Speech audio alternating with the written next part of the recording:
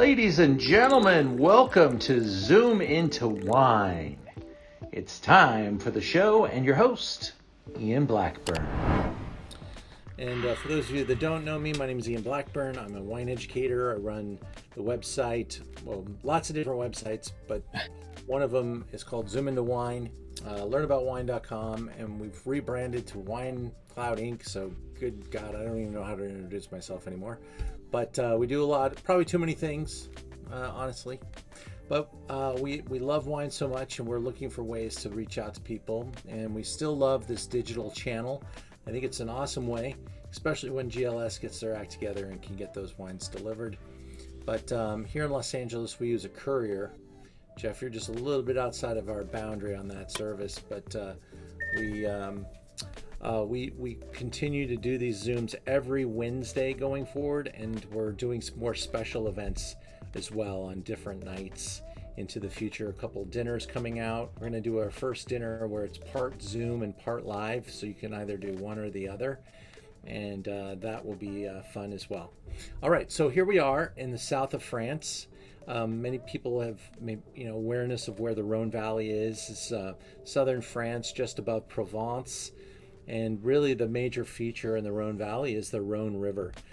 Most every wine can be attributed to some sort of geological feature or geological or a body of water, something like that.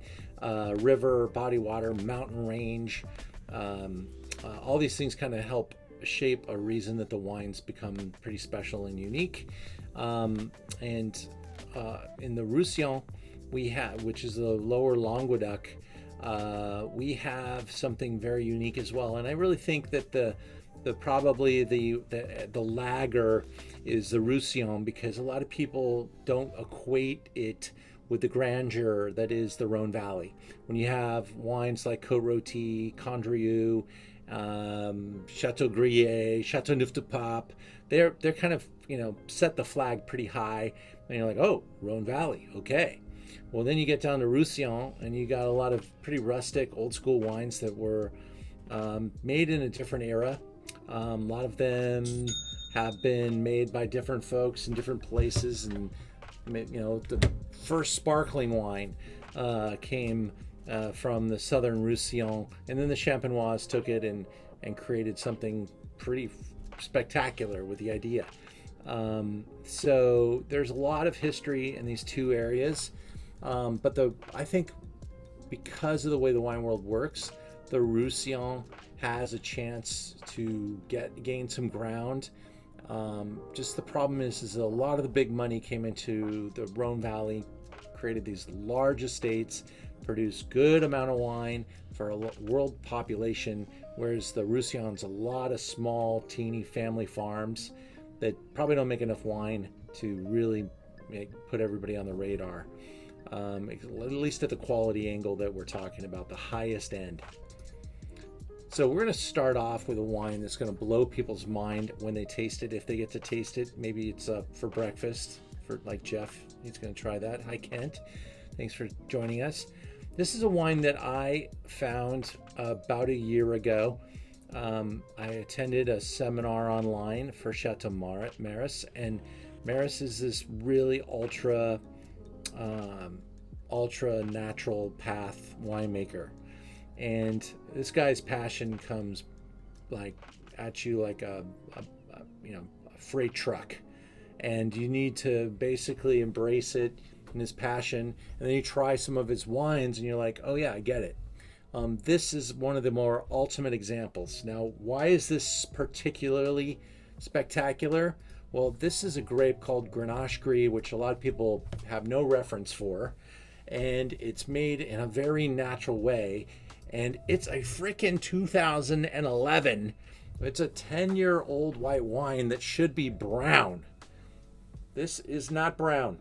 This is gloriously pale yellow, and the nose in this wine is just so cool if you like wines from the old world. I'm going to qualify that because this smells like wet rocks, and it is just super, super cool. Now, again, let's get a little more detailed here on where we're talking about.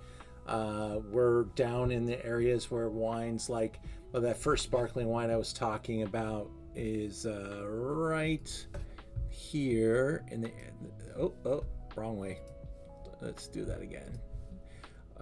Right, why is it not letting me annotate? That bums. Come on, one more time. Third time's a charm. I'm gonna try it right there. Okay, there we go. Lemieux. The monks of Lemieux created the method ancestral, and that was the first sparkling wine of record, way before Champenoise, way before it.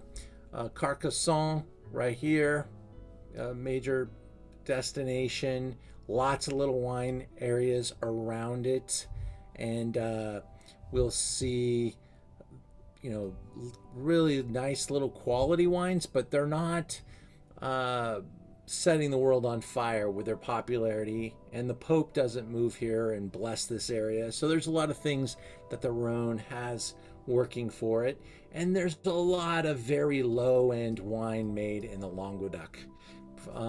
So it's always been a kind of a place of value. One of my other favorites in this area is a wine called Rive Salt. If you like fortified dessert wines at all, join me in a future Zoom. It'll be in the fourth quarter on Rive Salt.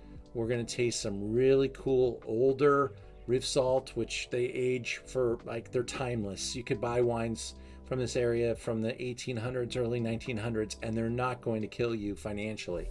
But they are, maybe the word salt in the name just kind of is like salted caramel in a glass. And they're really, really different. It's just something super special. So there's a lot of little things in here to kind of get to know. Another great wine to get to know is Banyuls. Absolutely one of the great dessert wines of the world. It's Grenache based. It's made in a very unique method, very traditional, and it makes this like chocolatey style of wine, just super fun.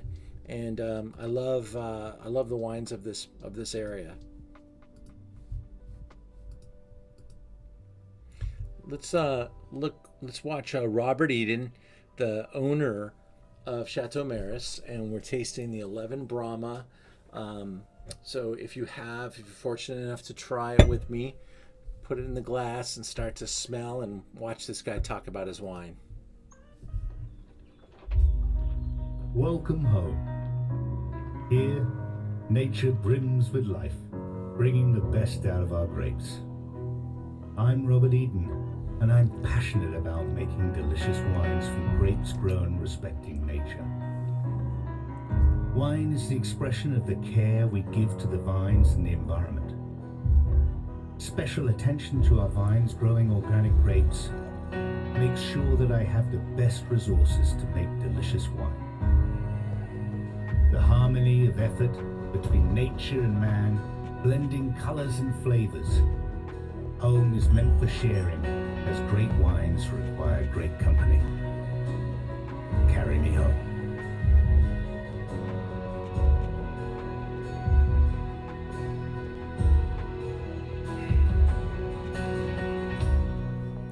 What I particularly dig about this video right there, that spot, that site is what we're drinking right here.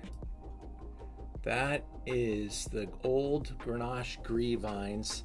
And look at there's no dirt. The water has literally taken all the topsoil away and left this stone where these vines, 80 plus years old, are growing. Now, the video that we're watching is for a brand that he owns called Home, and it is got the organic ethos. But at his Maris estate, he bottles with absolutely minimal sulfur. So this wine has, I think the measurement is about 0.4 parts per million. It's 0.40. That's the number, 0.40, whatever that means in parts per million of sulfur. Very low sulfur counts. In fact, those sulfur levels could conceivably be naturally occurring. because sulfur is natural, and some wines do carry it as part of its terroir, part of the winemaking process. But the ending step in winemaking is a kiss of sulfur to preserve freshness.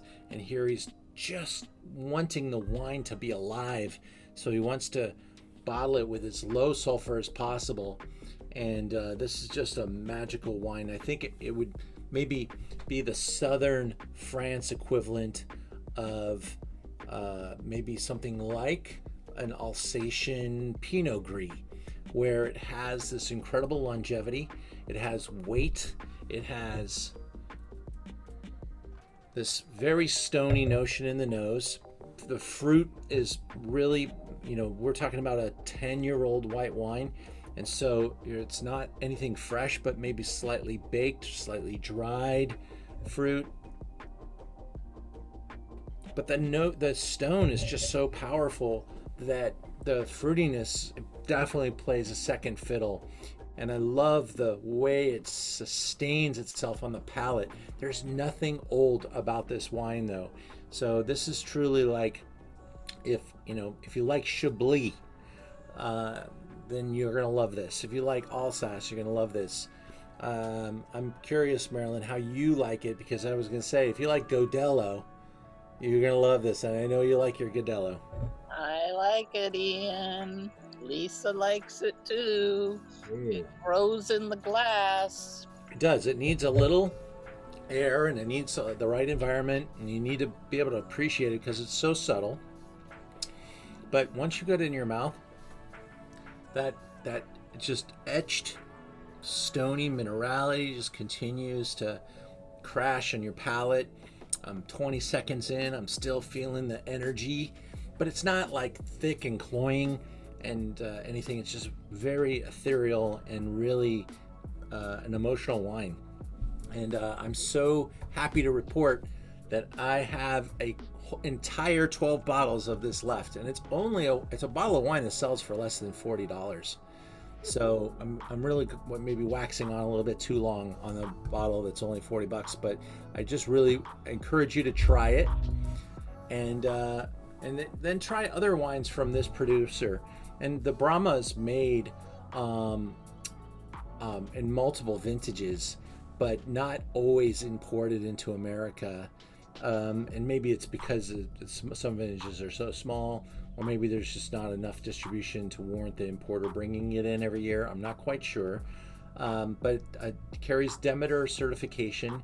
As I said, his other brand carries organic designation. It's a little lighter in price point, but his estate is farmed meticulously. And Robert Parker says there are producers that are organic or biodynamic, and then there's Maris. He is like the ultimate example. So this guy's really got a great future. I carry a rosé from him that's gorgeous. I carry a simple wine, a red that he makes from his property that I sell for less than $20. He makes a lot of higher end stuff. Just try to find unique things that could fit in our business that aren't too hard to sell. And this one, quite honestly, is difficult to sell unless you try it. But it doesn't fall into the classification of a noble growing area. It's Maris, and that's all he gets to really say about it. Brahma, and it's from the area in the Languedoc, and so it's a white wine Vin de France. It's definitely got the biodynamic philosophy guiding it. 10 months in Allier oak barrels, 6 months in an egg-shaped vat, pairs with smoked salmon, sheep's milk cheese, leek pie with Roquefort. That sounds pretty bitchin'. And then the temperature, I'm actually tasting it almost at room temperature, and that's on purpose. You can chill this down, but it doesn't show off as much when it's cold, super cold.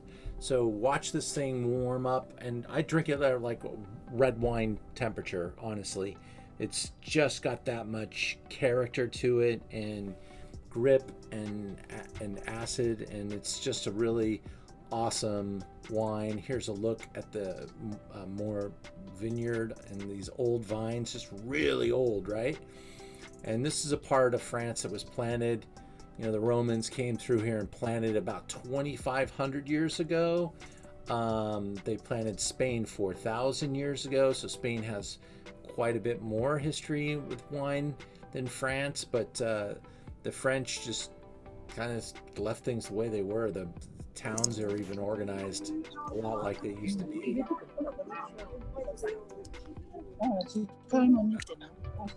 All right.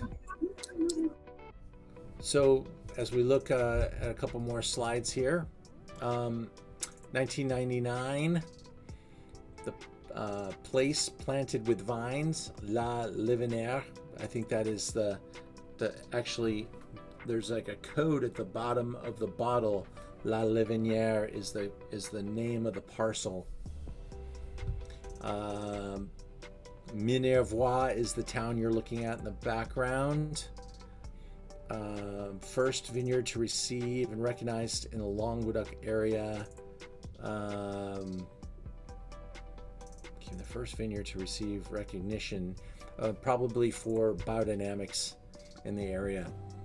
I'm trying to read at an angle here. I can't see that bottom part. 45 hectares of land divided into multiple plots on the hillside above La Livinière. There we go. Eco Cert certification in 02, and then biodiversity in 04, and Demeter in 08. So quite a nice resume, a commitment to high ethos of wine, grape growing, and wine production.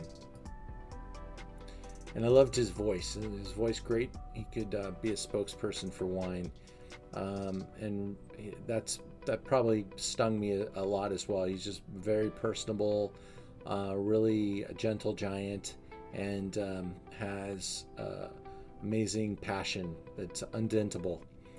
And a Green Pioneer by Wine Enthusiast in 2019. One of the 5 most environmentally friendly wineries in the world. That's a pretty big statement. Wines are produced with indigenous yeast in custom-made wood, thick concrete, or egg-shaped vats. So the wood that we're talking about tends to be a large wood that's recyclable and has a low fingerprint on the wines. I'd say this wine, you could barely tell, probably only in the viscosity, richness, could you tell that this wine saw time in wood. It doesn't have an oakiness about it. There's the vats. And he does talk about that often, that it's a kind of a constant way of life, biodynamics. And if you're interested in more on biodynamics, check out Demeter's website and what the vintners have to go through to be certified biodynamic. It's one of the highest standards in the business. It's not for everybody, but for those that make the commitment, and I really have to be committed, you can really tell when you taste the wines that there's something philosophical about them, because that's what they become. Moving on to wine number 2 tonight, and it's kind of a battle between the Grenache Gris and the Viognier. So those of you with the wines, I'd love to get your feedback once we try a great Condrieu. Condrieu is Viognier. It is an appellation in the northern Rhône. We'll take a look at the picture in a moment. But this is a top domain, Rastang, and it is a teeny parcel. And this guy has been basically revered as one of the best in the region. Everything's done by hand, you'll see in the pictures. And just a teeny little spot. There's some Viognier. Wonderful little tidbit about Viognier. It almost went away.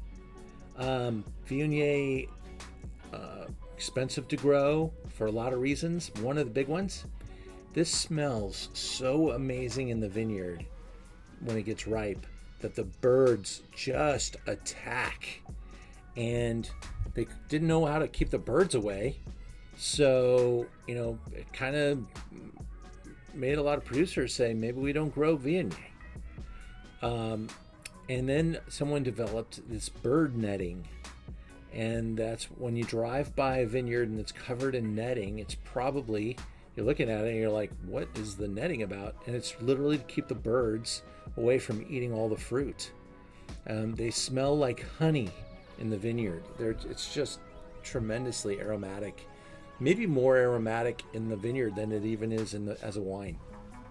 When we look at the map, you can see where Condrieu is, right off the Rhône River. Côte Rôtie and Condrieu is here, and a part of Condrieu is Gruyère, that wine I was showing you the picture of. Here's the bottle, Chateau Gruyère. It's really unassumingly simple label, very historic label, but it's just incredibly teeny spot. Here's a look at the vineyard. This is what the Northern Rhône is kind of famous for. These super steep hillsides and these really old vines that have accessed the various layers of stone and clay and soil that really make these wines incredible. Here's our producer. And the estate was founded in 1971.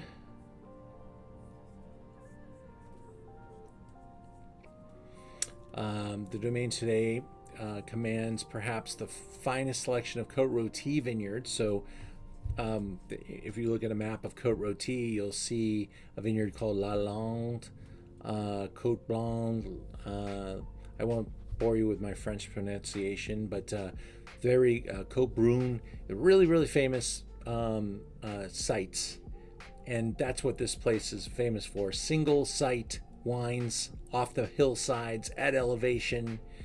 And really, they make beautiful long aging wines that age generations. So let's put that in our nose and taste it. Lisa, did I get a set to you today? Just got the next wine. Okay. I got a bottle. I know, I saw that. I know we got you something. I made more sets and I'm wondering who got them. I don't see them on the Zoom. But let's just absorb this for a second. Viognier is very aromatic, so you're going to have more of those honey aromas. It's very tender on the palate. It has I think a unique palate feel. It honestly isn't normally my favorite type of wine until you get to something like this where it's really, really great. But I don't go out of my way to find average Viognier. It's I think another challenge for the grape is that it gets kind of blasé when it's made on the cheap, and it has to be grown from really special sites, and then you can really start to smell the minerality that goes in behind these wines. When I taste California Viognier, and I hate to say it that way because I sounded like a jerk when I did that, but the California Viognier to me it always seems so overly played, where here all they're trying to do is let the wine smell like the place it came from. And I keep smelling wines in California that are steeped in wood and they have no minerality about them. They tend to have very high alcohols. I think a lot of people like them, but not my favorite. Not my favorite. Here, you can almost smell the stone right behind that honeyed floral character.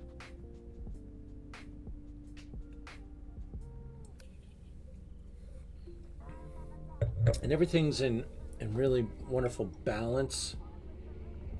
This carries some pretty good alcohol. I didn't realize how ripe this was. 15% from the Rhône. I mean, that's it is a warm spot in the world and the world of winemaking, and Rhône Valley tends to push wines towards 15% alcohol, and that's why Parker has been perhaps potentially so enamored with them, because they get ripe down there. But when I smelt this one, I didn't know it was 15 alcohol. It didn't speak 15% alcohol to me. But there's definitely tones of ripeness there, and that's throwing those aromatics and really making them intense. I think the honey and the wood, this is a wine that's a 2019, so very very fresh, and yet we're tasting it next to a 2011. I'll let you decide which you prefer, the wine with age and that has spent time in a cellar versus a wine that's highly regarded, grown by a master, and has this freshness and this intensity. They're also you do use quite a unique set of instruments to make the wines up here. I think when they're talking about stem inclusion, though, I don't think they're talking about the white wines, because what they would do for the white is probably press it with the stems, maybe whole cluster, using the stems to help clean the wine on the way to the barrel. I think the use of stems is probably being referred to here for the reds, which they do a lot of stem inclusion in the red wine production.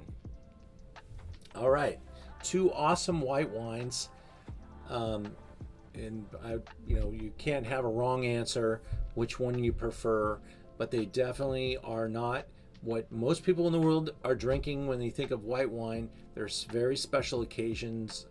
As I'm looking at the Condrieu in the glass now, there is this crazy, there's this crazy ripple on the edge of the glass from the tears.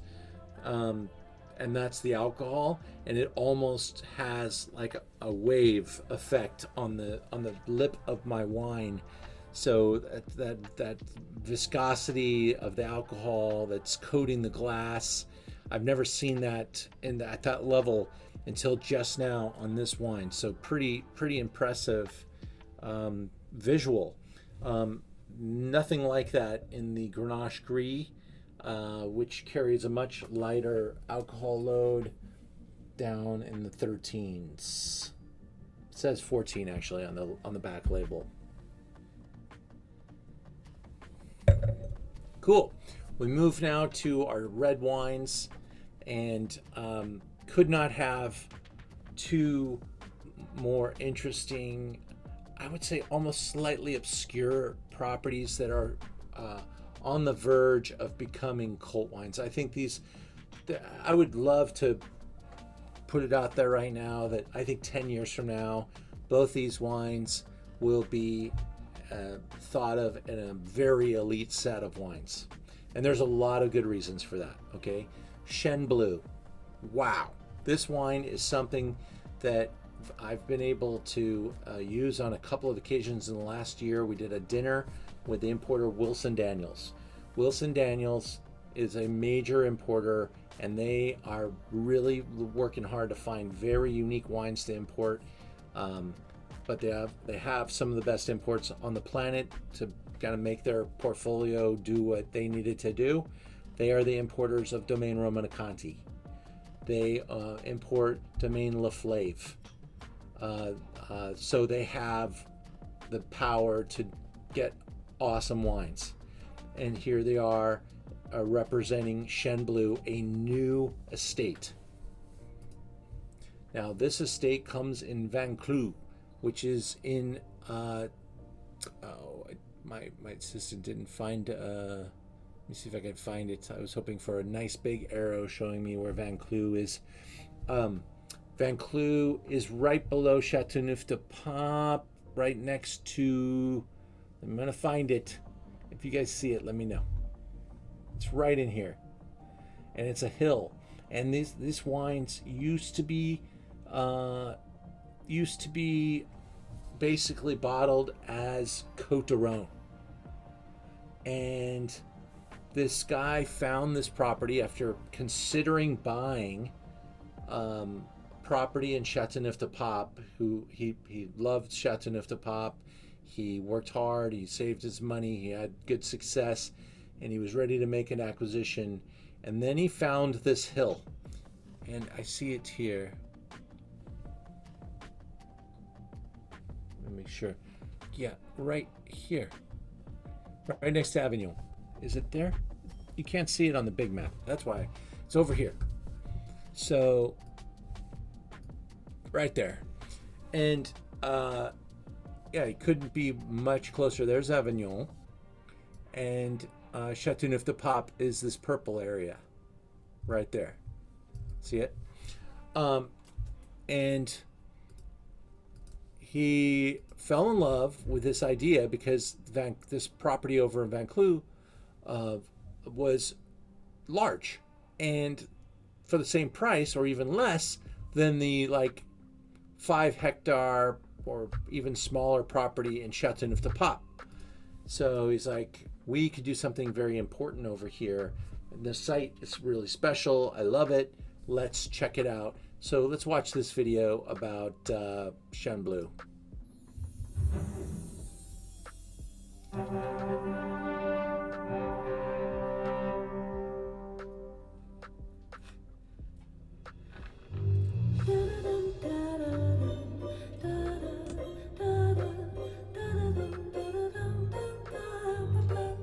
Aha.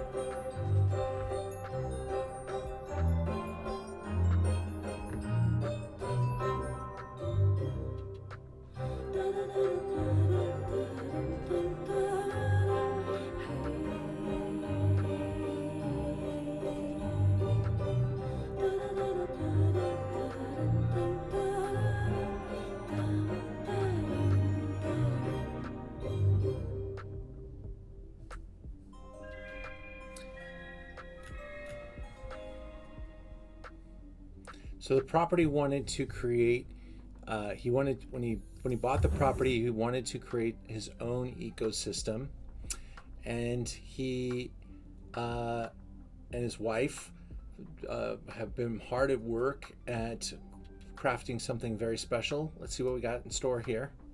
I'm Nicole Rollet. I make a wine called Chêne Bleu.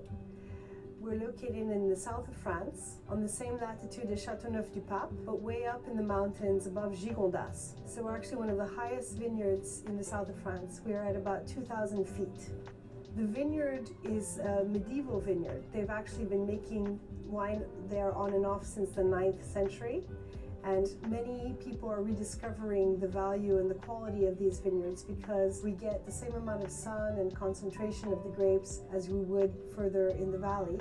But because we're so high up in the mountains, we also have a lot of residual acidity and minerality that comes from having quite unusual soils and very late harvests. One of the characteristics of our vineyard that's so exciting is that we're actually where the northern part of the African tectonic plate has smashed in to the southern part of the European tectonic plate.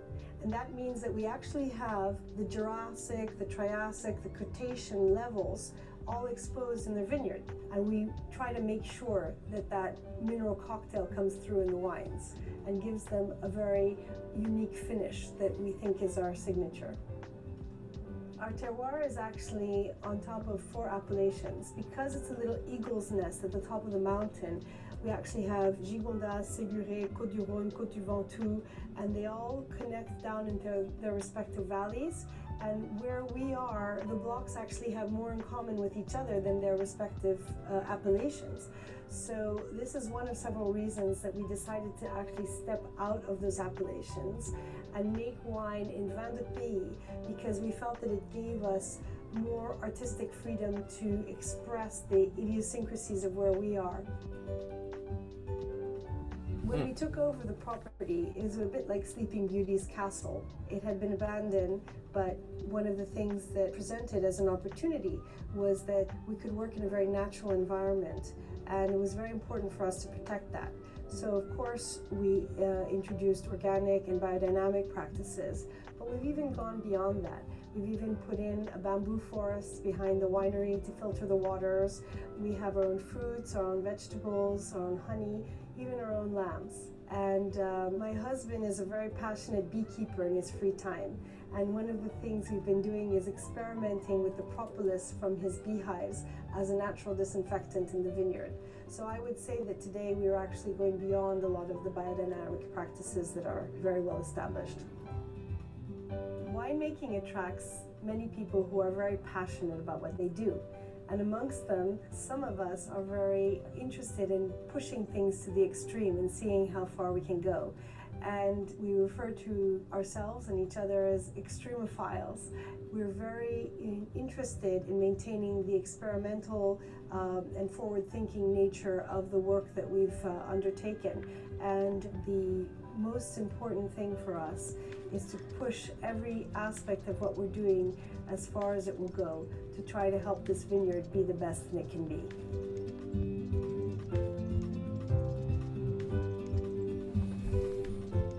Excellent. That's what I was looking for. And she's lovely. We got to interview her last year. I only got to spend 5 minutes with her because that's how long our program gets. But that video was tremendous, and I'll be posting it on my Facebook page after this video is over, so people can watch it again if you'd like. But yeah, lots of history here. And going into the name of the brand, they really did a lot of research and tried to find a lot of the interesting routes in naming the wine and creating the blend. And this is Eloise. Now, before we taste this, before we go to the next one, I want to taste Eloise 2009. So we did this dinner with Wilson Daniels last year, and we did it with the 2011. They do not import every vintage, and some vintages haven't even been released yet. I think the 11 that we did last time was the current vintage. They're really holding the wines back. So this is a newer project. I believe 9 was the first year released to the United States.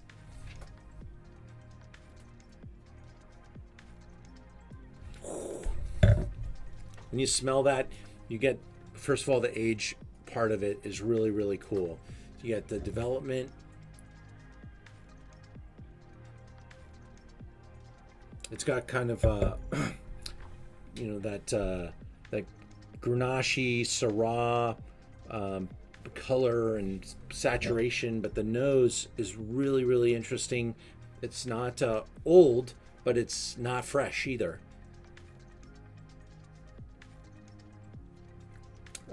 One of the primary notes you might find is like tomato leaf or tomato leaf, depending on who you're hanging out with. That they have a lot of pepper, plum skin, and then you can get into some of the smokier elements, smoked meats, even something like bacon fat could be derived in the nose of this wine.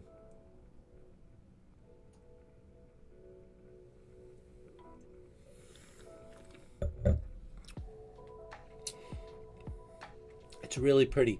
Lisa, you have it, and I definitely think that this wine, a little decantation will help getting into the glass and watching it kind of come to life. What do you think of the Eloise that's in your glass? I have the one we just did, the Chenin Bleu, which I like. I had the other bottles. I don't have the Eloise. Oh, you don't? I have the other bottle, which I like. It's No, really. you have this one, no? Oh, you're right. I like it. Yeah. The Chenin Bleu. Yeah, I missed. Chenin Bleu and Eloise is the name of the wine. I like it. It's opening up quite lovely. From Okay. where I first opened, from when I first poured it to now, it's really lovely. Good. Yeah, it's quite lovely. I can also go double back and start to talk about, you know, some of those cocoa elements that are there, and like subtle chocolate nuances as well. It's not overripe. It is definitely a ripe expression, but not overripe. And it's very smooth. It's definitely. It's lovely. I think a lot of like earth, clay, stone also in there, obviously because of where it comes from. But really beautiful definition, 2009, and it sells for about $100, maybe $90 a bottle on our website. I was able to get the 9 because I ordered 11 from the dinner, and everything that showed up from the importer to the warehouse from 11 was 09. So they offered it to me, and I think it was a filling error at the estate, or at the you know, they often send all their wine to one place and they import it in containers, and they send one container to LA, one container to Jersey, one container to New York, and I got the 09 because the 11 never made it. So I'm still waiting for some 11, and they know that, and I'm going to take it when it gets here. But I'm very happy to have this 09. This is my first time tasting it, actually. But the press is very good on this wine, and really an interesting wine from the Rhône. It's got a little bit more oomph and power, I think, than some would expect, because it doesn't have a name like Châteauneuf-du-Pape or even, you know, Côte-Rôtie or something like that, Hermitage. They did declassify so they don't have to follow some of the rules of the local town, yields and things like that, and viticultural practices. They have a lot of rules to help protect the quality, but these guys didn't want to have to follow these rules. They wanted to go far and above and surpass, and they live in paradise, is what she said that it was like. They wanted to build their own paradise, and they wanted to have everything thrive, and that's what the estate offered them, was that opportunity. And obviously they were pretty successful, because they built one hell of a winery and bought this very significant older piece of property, and so they come well armed to battle in the wine world. Keep an eye out for Chenin Bleu, because every release that comes out, a few more people find out about it. And this wine, I think probably 12 or 13 will be coming in pretty soon. I see a comment there. Oh, Lisa's saying it opened up so nicely. That's good. That's good. All right, let's move into our fourth wine and back into our presentation.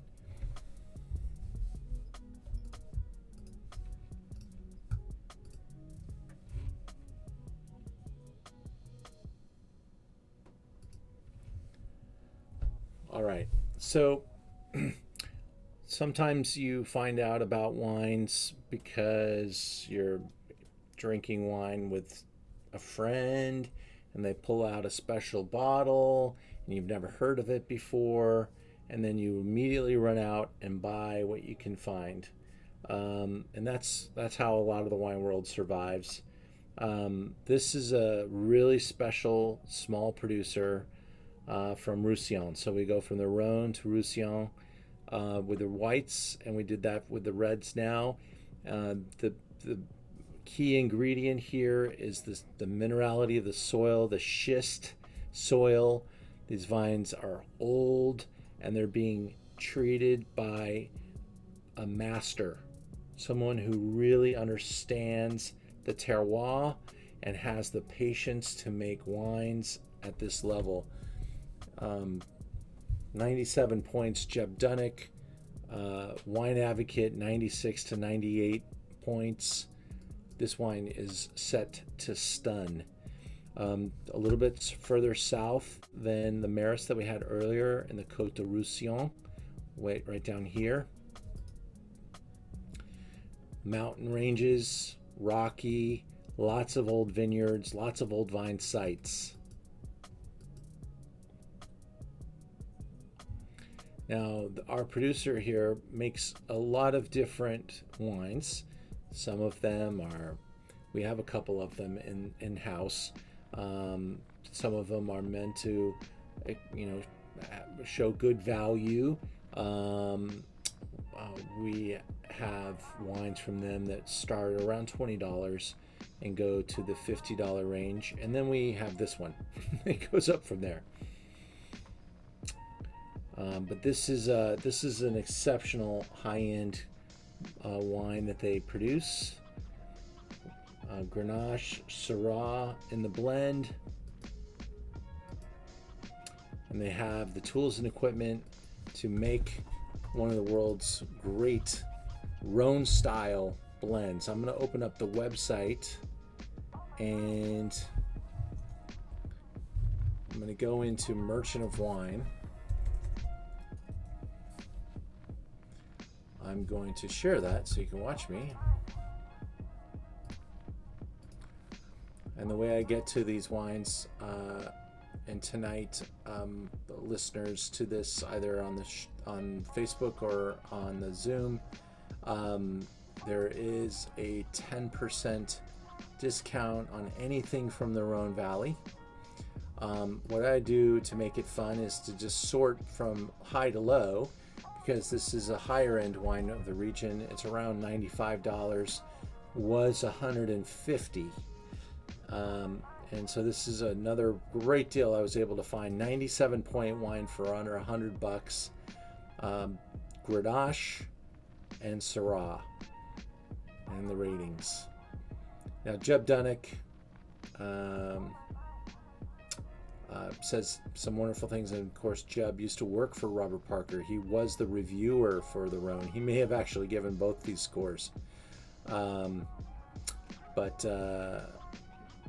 La Trois Maries is a magical wine that offers everything one could want from the region, based on 65% Grenache and 35% Syrah, brought up in a mix of Burgundy barrels and Foudre. It offers a more mineral-driven, complex style compared to the sexier 2016. And we are drinking, make sure we've got 15, yeah.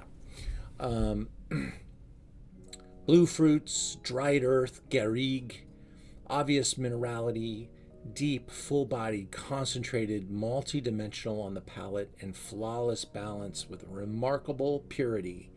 It's an awesome wine from the winemaker Jean-Roger Calvet that going to evolve gracefully for 15 years or more.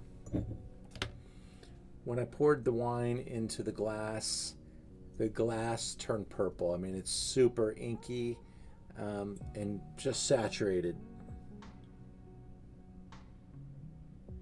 There's this crazy thing happening in the nose that is almost like balsamic. It's wild, and it's dense, and it's purple, and it's concentrated. But it's not vinegar. It's just got that little bit of that pinch of balsamic that's kind of wild and really makes your palate salivate. Raspberries. licorice, toasted spice, chocolatey minerality. That's what Robert Parker says.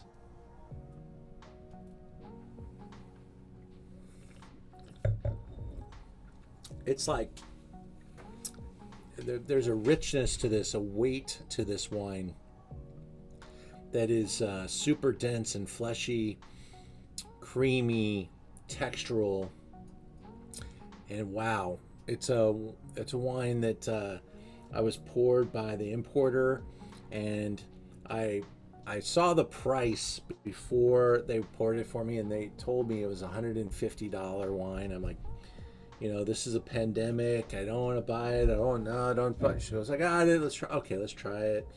All right, I'll take some. That's how it happened. It was so good. And really, every time I try it, I get a little bit more eager to open the next bottle. So if you like this wine, you might want to buy it before I drink it all. There were only 200 cases made, 200 cases, and I bought 12 bottles. So it is about 7 bottles left at this point.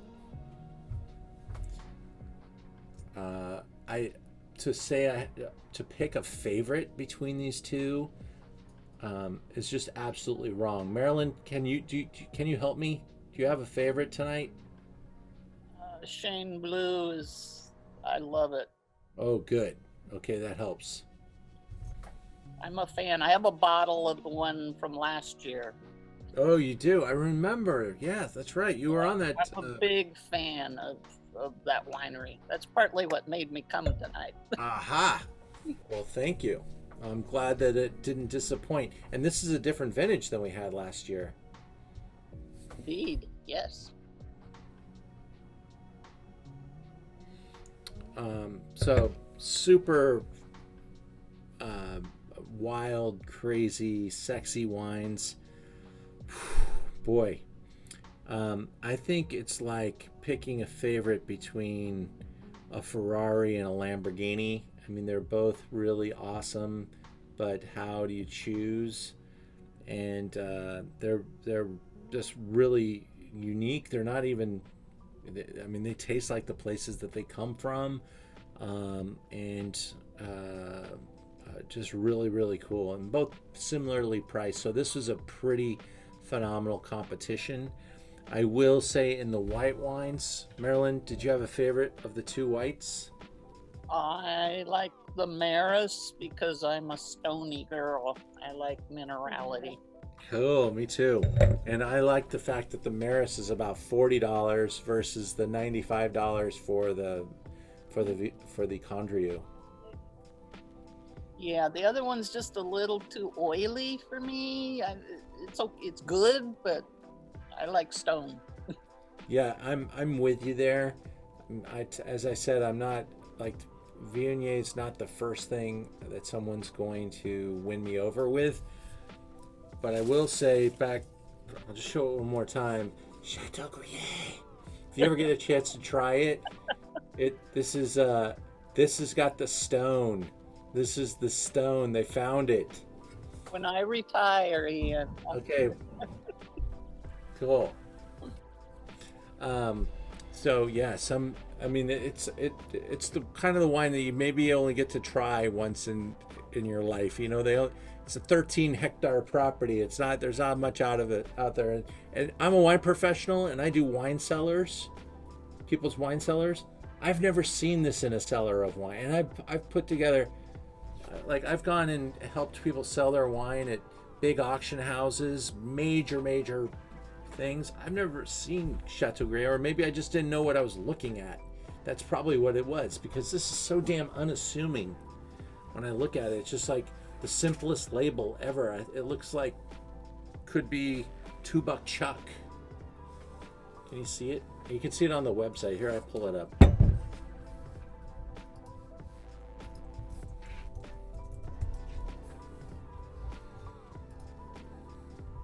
That's it.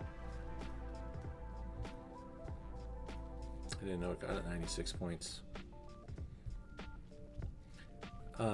Yeah, just super fascinated by this wine, and this was the impetus of this evening, was to get into the Rhône mood a little bit further.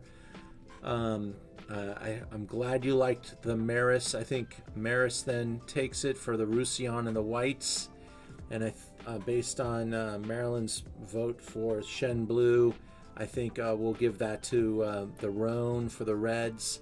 But boys, that is almost rubbing me the wrong way because it's so hard to choose. These are really, really different wines, and they each have a special moment that could make them the winner of that moment. That's what I love about wine too. Sometimes even a simpler wine can find a moment, and a more expensive wine just kind of doesn't add to it. It kind of maybe buries it. So it just depends on your mood, where you're at, where you're eating, who you're with, and who's buying the wine sometimes helps too. So this is our Zoom into Wine calendar that we have coming down the pipe tomorrow. And we pray, Jeff, you get your sets, because we got both of them in there for you, buddy. So we'll see you tomorrow. We're going to be doing Beaujolais, which I am just a huge fan of Beaujolais. And man, I could go a little crazy and buy too much Beaujolais because, as a wine buyer, you sometimes think, if they don't like it, I'll drink it. Well, I got a room full of wine that I got to drink. That can't happen. So I got to be smart about my Beaujolais finds, and I've got some really cool Beaujolais, but I think you're going to love it tomorrow. We're going to do some Pet Nat next month with an expert on Pétillant Natural, natural wines with sparkling. One from Portugal called Duck Man, and one from California called Donkey and Goat. So it's going to be quite a zoo around here. And these are wild, crazy wines with bubbles. It's a lot of fun. They're a lot of fun. They're very good. And it's all part of the natural wine movement. Pet Nat, you'll want to get your Pet Nat speak on. And so we brought in an expert to help us, and he'll be here. Doug Swim is his name. He's a natural wine evangelist. Then we're going to take a look at what's happening in the rosé category with some new additions, the 2020s.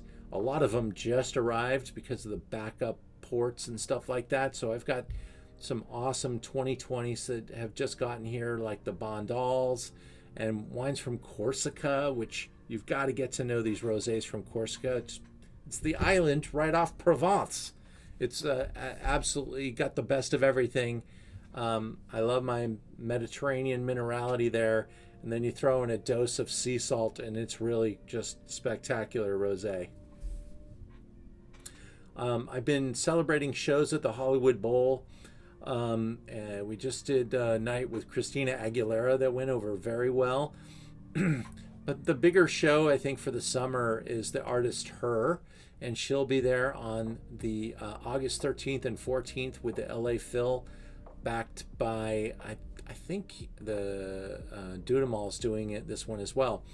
And if you don't go to the Hollywood Bowl a few times a summer and you're living in LA, you're missing the best reason to stay living in LA. So you need reasons to stay living in LA right now.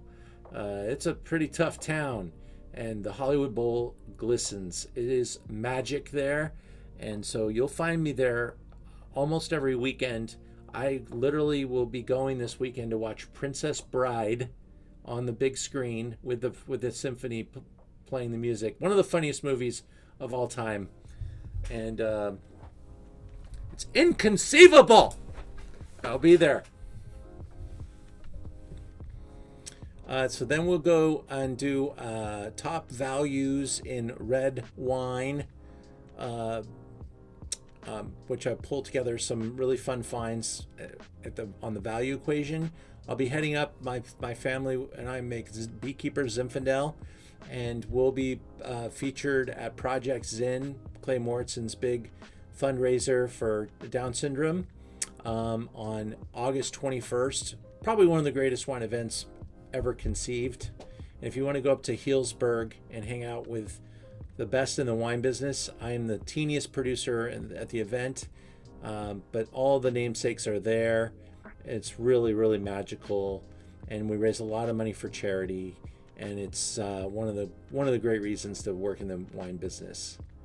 Our shining star of the month is our Stars of South African Wine, and this is an event that I will get you to love South African wines if you come and taste with me here. Now, this gives me a good excuse to go and show you our new website, because we've been evolving as this world has forced us to.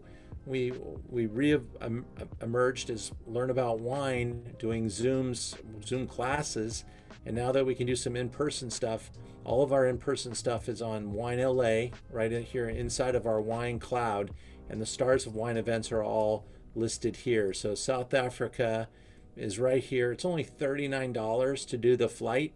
We'll have the producers zooming in from South Africa. Betavivakten, Rats, Glenelly, Kanunkup, Terboulay, and De Torin. These are absolutely about as good as you can get, and really make some just thunderclap wines that are really distinctive of South Africa. And the price points are ridiculous because they're so good, and they're only X, $15 for one of the best Sauvignon Blancs on the planet, that type of stuff. And so come with me and learn about that stuff. Visit the new Wine Cloud, see our new master calendar, which is starting to look pretty good. We've been putting a lot of effort here, so this will be a good spot where you can pick up any of our events. The Zooms will be here, and everything will be on the master calendar page. It's a work in progress, but this is what we do. We thank you for joining us tonight. I hope you had a good time, and I hope that I get to see you all very soon, if not for Beaujolais tomorrow. Thanks, Jeff. Awesome. Thank you very much. Pleasure. I look forward to getting your feedback on these wines tomorrow, Jeff, too. Oh, totally. No, I'll be on for both here. So. And you could help me steer the vote a little bit more too. More than one vote will help.